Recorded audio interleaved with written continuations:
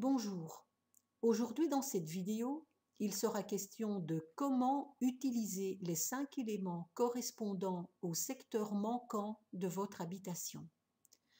Pour toutes celles et ceux qui ne me connaissent pas encore, je suis Sarah Giunta, experte en Feng Shui traditionnel et consultante en Bazi et Neuf Chi. Mes expertises vont de maisons particulières aux résidences secondaires, mais également aux petites entreprises. Quant aux analyses Bazi et Chi des 9 étoiles, celles-ci s'adressent à tout un chacun à titre privé et ou professionnel. Mais tout d'abord, qu'est-ce qu'un secteur manquant et comment le ou les retrouver au sein du plan de votre habitation? Pour cela, vous devez vous munir du plan de votre immeuble dans l'état actuel de celui-ci et donc après travaux. Comme sur la diapo et en partant d'un exemple concret, vous devez commencer par construire le grand tai chi, c'est-à-dire un grand carré ou rectangle reprenant toutes les pièces de vie de la maison et ce pour chaque étage. Pour cela, vous ne prendrez pas en compte l'épaisseur des murs ainsi que le garage attaché à l'immeuble, de plus est si vous n'y passez pas du temps pour travailler ou bricoler par exemple.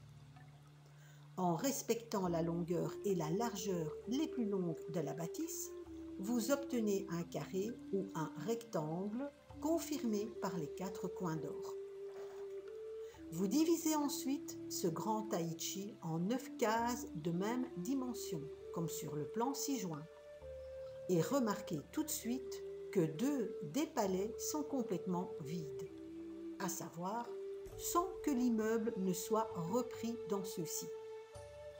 Vous voyez également que les 2 palets où se trouve la chambre 1 et 2 sont également partiellement manquants. Toutefois, pour que ceux-ci soient vraiment considérés comme manquants, il faut qu'au minimum la moitié du palais le soit, ce qui n'est pas le cas ici, puisque les 2 chambres et la salle de bain prennent une grande partie de ces 2 palais. Nous retiendrons donc que seuls les palais où se trouve la piscine sont considérés manquants.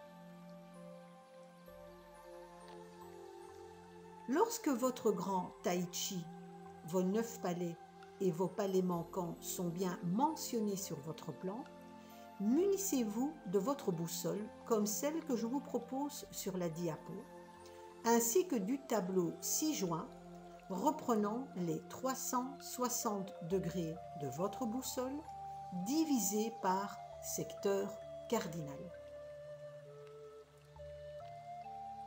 Mais avant de travailler sur votre plan, vous devez au préalable mesurer la direction de votre porte d'entrée. Comment? En vous plaçant sur le pas de celle-ci en regardant vers l'extérieur. Pour plus de précision, faites l'opération 3 fois en vous plaçant sur le pas de la porte, puis à 1 mètre en deçà et au-delà de celle-ci. Faites ensuite la moyenne des 3 mesures et prenez le résultat final comme direction de votre porte d'entrée. Lors de mes formations, j'explique avec des mises en situation réelles comment bien mesurer sa porte d'entrée en prenant en compte les interférences de métaux, etc. Dans votre cas, lorsque vous prendrez la mesure de votre porte d'entrée, éloignez-vous le plus possible des radiateurs proches de celle-ci et retirez bagues et ceintures si vous en portez à ce moment-là. Revenons maintenant à notre plan d'exemple. Nous constatons que la porte d'entrée est dirigée vers 242 degrés, ce qui correspond dans le tableau ci-dessous à une direction sud-ouest, puisque 242 degrés se trouve entre 202 degrés et demi et 247 degrés et demi. Maintenant, à quel palais le sud-ouest va-t-il correspondre? Pour cela, nous regardons sur quelle façade du plan se trouve la porte d'entrée. Dans le cas présent, elle se trouve sur la façade de droite quand vous regardez votre écran.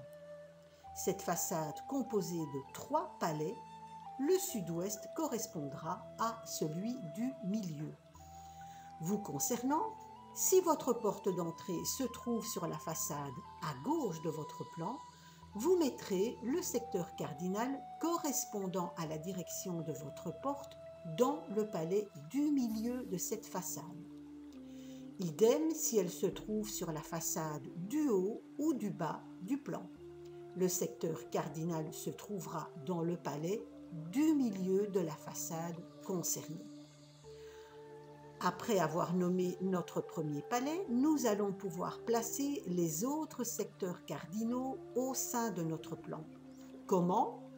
En reprenant le tableau ci-dessous et en reprenant chaque secteur dans le sens des aiguilles d'une montre. Ce qui veut dire qu'après avoir placé le sud-ouest, le palais suivant sera l'ouest, puis le nord-ouest, le nord, le nord-est, l'est, le sud-est et pour terminer, le sud. Si vous avez des difficultés à mettre en pratique cette théorie, je vous propose de la retrouver en visionnant la vidéo numéro 4 parlant des emplacements favorables et néfastes, mais vous permettant également de suivre cette pratique étape par étape. Maintenant, si nous revenons à notre plan, nous constatons que les 2 palais qui nous concernent, à savoir les palais manquants, sont le palais nord et nord-est, là où se trouve la piscine. Mais nous sommes bien d'accord qu'au sein de votre habitation, vous pouvez ne pas avoir de secteur manquant, ce qui au niveau Feng Shui est une configuration fortement recommandée si pas souhaitée. Car s'il n'y a pas de palais manquant, il n'y aura pas d'énergie manquante.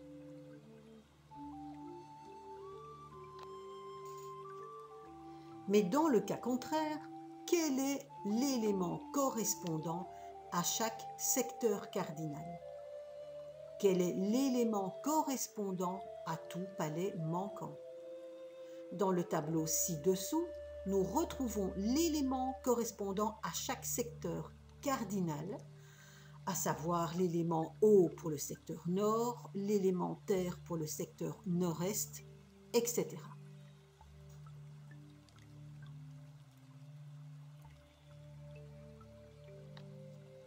Dans le tableau suivant, chaque élément est repris avec des caractéristiques correspondant à leurs matériaux, leur forme et leur couleur, sachant que l'impact énergétique sera plus puissante lorsque nous travaillons avec le matériau, puis avec la forme et pour terminer avec la couleur. Ce qui veut dire que si vous n'avez pas envie de prendre trop de risques, utilisez surtout la forme et les couleurs de l'élément travaillé, surtout lorsqu'il est question d'eau et de feu, puisque la première a pour action de drainer mais aussi d'activer les énergies. Quant au feu, il la supprimera ou la brûlera. Et comme vous ne savez pas si l'énergie du palais concerné vous est favorable ou pas personnellement, utilisez donc surtout les formes et les couleurs.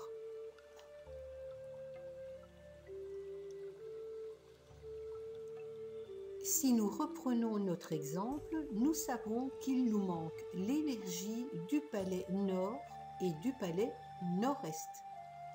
L'élément correspondant au nord et au nord-est sont donc l'eau et la terre.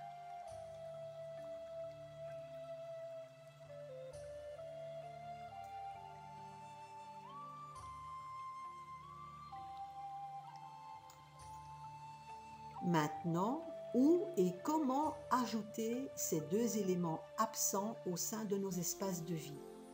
Eh bien, partout où nous passons le plus de temps, à savoir la chambre, le bureau, le salon, le living, en privilégiant la forme et la couleur, sauf si l'énergie de votre habitation a été réalisée au préalable en fonction des énergies temporelles et donc des étoiles volantes. N'oublions pas que ce sont les énergies analysées, calculées, travaillées en fonction de leur impact occasionné par la notion du temps au niveau périodique et annuel qui nous permet de travailler avec les 5 éléments. Et donc, quels sont ceux à renforcer, ceux à affaiblir ou ceux devant être dominants dans chaque palais. Voilà, avant de nous retrouver dans une prochaine vidéo, si celle-ci vous a plu, merci à vous de la partager, de la liker, de vous abonner à ma chaîne si vous avez envie d'en apprendre toujours plus sur le Feng Shui traditionnel, mais également sur les principes du Bazi et du Qi des 9 étoiles. Pour ma part, si vous avez des questions, mettez-les en commentaire afin qu'elles soient partagées avec d'autres abonnés, mais vous pouvez également me faire part de celles-ci par mail dont vous retrouverez l'adresse ci-dessus. Je vous dis à bientôt et prenez bien soin de votre maison.